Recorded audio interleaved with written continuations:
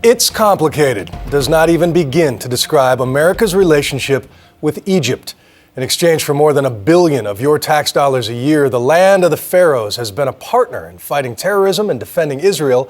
But Egypt is also run by a man many resent as a modern-day pharaoh, clinging to power through police brutality and rigged elections, while his average subject scratches by on $6 a day.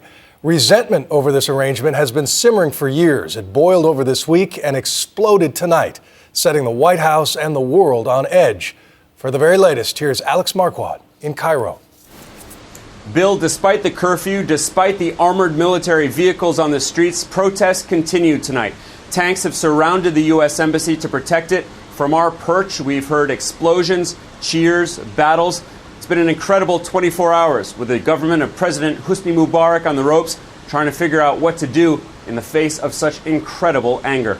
The scenes are unprecedented. The most violent day in 4 days of violent clashes in the heart of the Arab world, reaching a fever pitch unthinkable a week ago.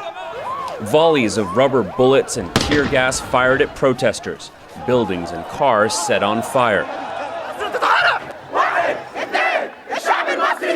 A people furious and rising up to demand an end to decades of rule by a man the United States considers perhaps its most important ally in the Middle East, but widely reviled here in Egypt as a repressive and corrupt dictator who has long tortured and imprisoned his own people.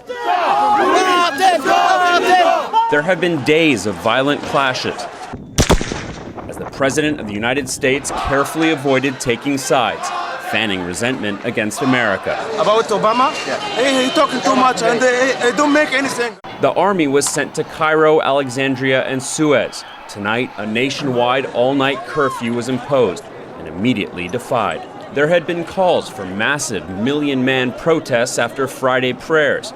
And so overnight, the government shut down the internet, clamping down on the social networking sites that have been essential to this uprising.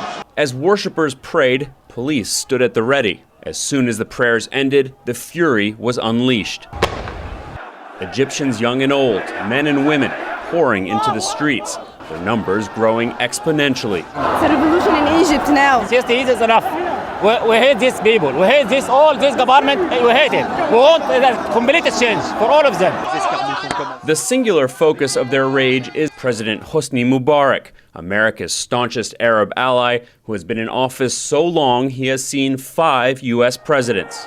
Egyptians blame his government for rampant unemployment and poverty. The world criticizes his autocratic regime.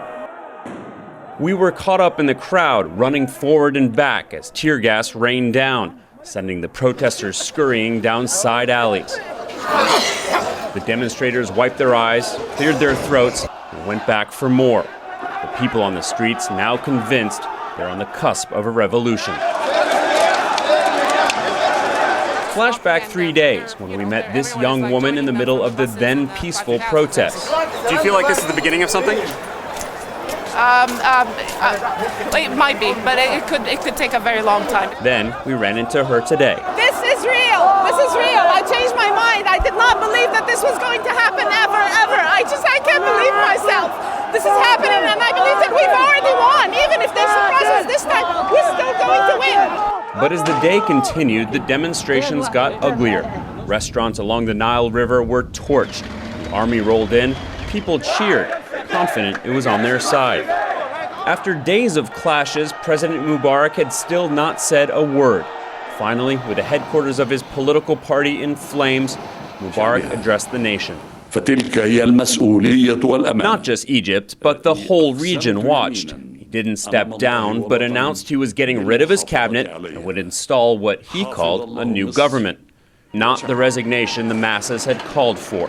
And so the protests continued, and from across the region, angry messages flooded Twitter.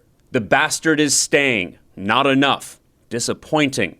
President Obama made a short statement this evening, still falling short of condemning President Mubarak, but he did have this to say. Suppressing ideas never succeeds in making them go away. Tonight, with the military on the streets in force, the question hovers. How far will President Mubarak go to suppress the ideas that at this point seem a very real threat to his 30-year rule over this nation. Another question is who would take over if Mubarak were to fail? Would it be a liberal, democratic government, the kind many of these young protesters online imagine? Or would it be an Islamist government dominated by the Muslim Brotherhood, Egypt's strongest opposition party? And that, of course, is what the American State Department has to be worried about tonight. Bill?